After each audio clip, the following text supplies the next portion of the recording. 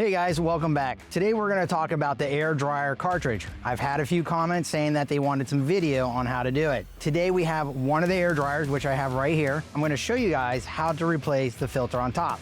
So this is just one of two that you may see. I will have another video coming out for that one as well. But today we're going to talk about the spin-on style that we have right here behind me.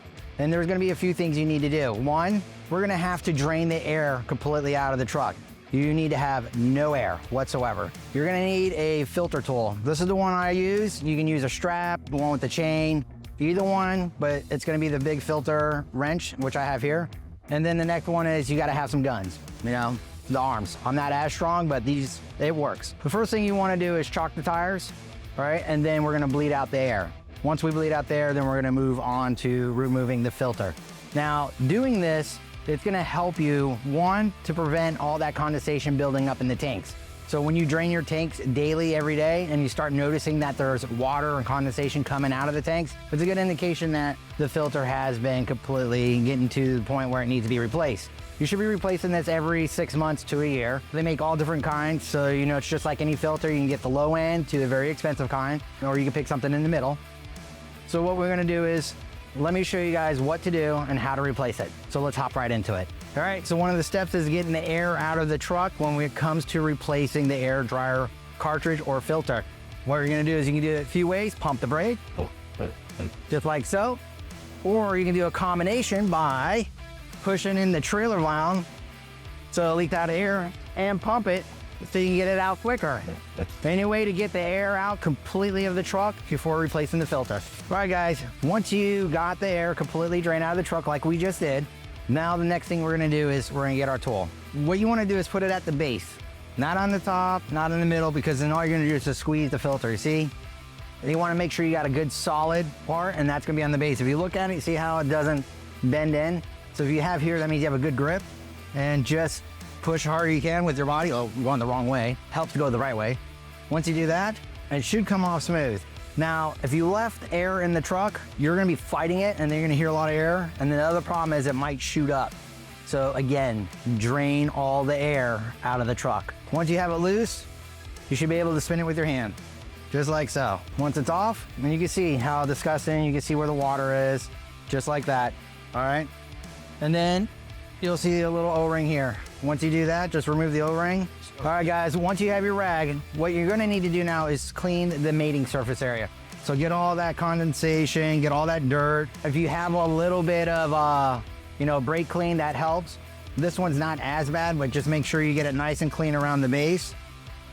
And once you have all that cleaned up, she should look pretty again. See all nice and shiny there. Spend a little time. And you know, we're doing this in real time, so it's actually dirty. All right guys, so we got the old filter off on the air dryer. We have this filter that we're gonna install. And like I said, just make sure you guys, make sure it goes down by hand, do not force. So on this one here, we're gonna screw down. And this filter, it gets really hard only for a few turns. Here's the thing that I've seen with these trucks, and it's a good practice. And this is the reason why we wanna make sure it goes on smooth by hand. This filter is not gonna work. I've seen parts people say, hey, it will work, but if it doesn't go down by hand and you force it, you're gonna cause more damage. So in this case, we're gonna have to go to the OEM style, which is, this is a Wabco brand, and that's what we're gonna put on. We're gonna put on a Wabco brand filter.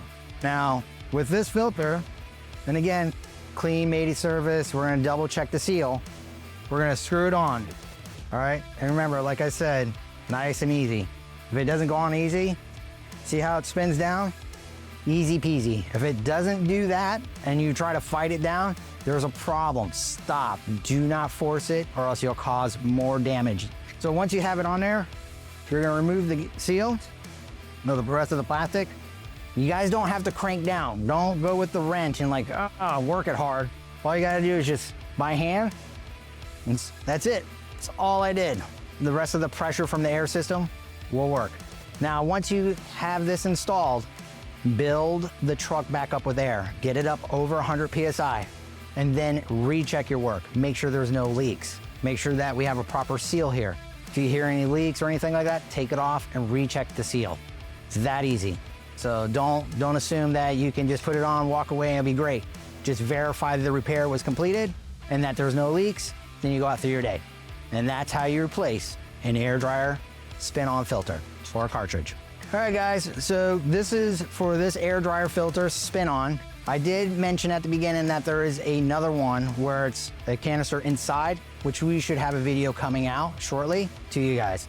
And if you guys want to see that, the only way you're going to see it is if you subscribe, be part of the family, and get that information. If you guys like what you saw today, don't forget to smash that like button. And again, any concerns or comments that you have, leave a comment at the bottom. I'll see you guys around.